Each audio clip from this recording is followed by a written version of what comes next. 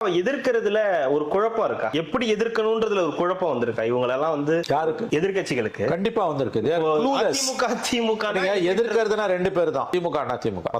நமக்கு எப்படி எதிர்க்கணும்? மத்தவங்க எல்லாரும் வந்து இவங்க இவங்க கூட தான் இருக்காங்க. யாரு? ஒண்ணு விஜய் கூட இருக்காங்க, இல்ல ஏடிஎம்கே கூட இருக்க. பாமக எல்லாம் டொசைலா இருக்காங்க, ஒண்ணுமே பேசல. பிஜேபி அவங்க ஒண்ணுமே கிடையாது. விடுங்க, நீங்க வேணாம், அது வந்து நம்ம வைக்கவே தேவையில்லை. இவங்க ரெண்டு பேர் தான் எதிரி. இந்த ரெண்டு பேருமே வந்து பிராங்கா சொன்னா எப்படி விஜய் எதிர்கொள்றதுன்னு இவங்களுக்குள்ள ஒரு குழப்பம் இருக்குன்றது உண்மை. ஏன்னா எல்லா கன்வென்ஷனல் மெத்தடையும் அவர் உடைக்கிறார். பதவி ஏற்கிற அன்னையில இருந்தே உடைக்கிறார். பதவி ஏற்ற அன்னைக்கு எல்லாரும் பதவி ஏத்துட்டு போயிடுவாங்க. அவர் பதவி ஏத்துட்டு பேசுறாரு. அப்புறம் அவருடைய நியமனங்கள் எல்லாமே வந்து இவங்க தலையை பிச்சுக்கிற மாதிரி இருக்குது. அவர் தாங்க கூட இருந்தவங்க அத்தனை பேரையும் கொண்டு வந்து, திரைத்துறையில இருந்தவங்க அத்தனை பேரையுமோ அல்லது திரைத்துறைக்கு வெளியில அவருக்கு உதவி செஞ்சவங்களே கொண்டு வந்து ரொப்புறாரு. அவருக்கு நம்பிக்கைன்னு நினைக்கிறேன். அவங்கள ரொப்புறாரு.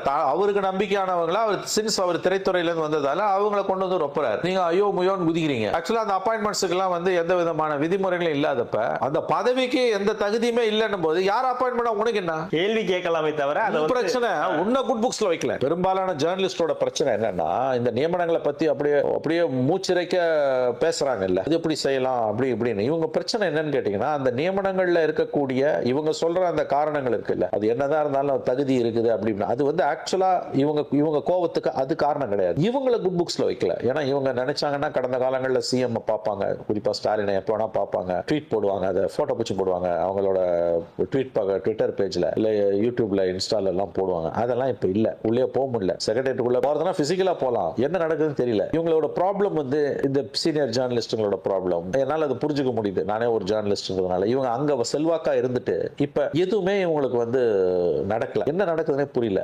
இவங்க பிரச்சனை அது. ஒரு தகுதியை பத்தி இவங்க கேட்கறாங்க. இந்த இவரை வந்து இப்ப ஜானோட தகுதி, இன்னொருத்தரோட தகுதி. கடந்த காலங்களில் சில நியமனங்கள் நடந்தது. என்ன தகுதி எதிர்பார்த்தீங்க? போட்டோகிராஃபரா இருந்த ஒருத்தர் முன்பு முதலமைச்சராக இருந்தவருக்கு தனிச் செயலராக நியமிக்கப்பட்டார். அப்ப பொங்கி எழுதிய நீங்க எந்த தகுதியின் அடிப்படையில் அவர் நியமிக்கப்பட்டார்? அதுக்கு உரிமை இருக்கு ஸ்டாலினுக்கு. நான் அதை கேள்வி கேட்கல. நான் கேட்கல, சத்தியமா கேட்கல. மறுபடியும் சொல்ல, சத்தியமா நான் அதை கேள்வி கேட்கல. யாரா தினேஷ் ஸ்டாலின் அவர்கள் தன்னுடைய உதவியாளராக அடிஷனல் பிரைவேட் செக்ரட்டரி போட்டதுல எந்த விதமான தப்பும் இல்லைன்றதான் என் கருத்து. ஏன்னா அந்த பதவிக்கு எந்த தகுதியும் கிடையாது. முதலமைச்சரோட தனி உரிமை. அவர் ப்ராப்பரா ஜிஓ போட்டாரு. அந்த பதவியில அவர் இருந்தார் 5 வருஷம் இருந்தார். ரொம்ப பவர்ஃபுல்லான போஸ்ட். சீஃப் மினிஸ்டருக்கும் சீஃப் செக்ரட்டரிக்கும் நடுப்புற லிங்க் அவர் தான். ரொம்ப பவர்ஃபுல்லான ஒரு பர்சனா தான் இருந்தார் தினேஷ். அவர் மேல எந்த குற்றச்சாட்டும் சொல்லல. தினேஷ் மேல நான் எந்த குற்றச்சாட்டும் சொல்லல. தினேஷோட அப்பாயின்மெண்ட்டையும் நான் கேள்வி கேட்கல. அதுக்கு எல்லா உரிமையும் ஸ்டாலினுக்கு இருக்கு. ஆனா இன்னைக்கு நீங்க பொங்கி எழுறீங்கல்ல சில ஜேர்னலிஸ்ட், அவருக்கு என்ன தகுதி இருக்குன்னு அந்த அளவுகோல் படி வச்சு பார்த்தா அந்த நியமனத்துக்கு என்ன தகுதி? அவர் ஒரு போட்டோகிராஃபர், அவ்வளவுதான். அவர் ஒன்னும் சண்முகநாத மாதிரி செக்ரட்டேரியட்ல வந்து ஸ்டெனோகிராஃபரா இருந்து, அப்புறம் அண்டர் செக்ரட்டரியா இருந்து, அப்புறம் கலைஞர்கிட்ட வந்து, அப்புறம் கடைசி வரைக்கும் இருந்தார். அந்த மாதிரி வந்தவர் கிடையாது. அவர் ஒரு அவுட் சைடர்,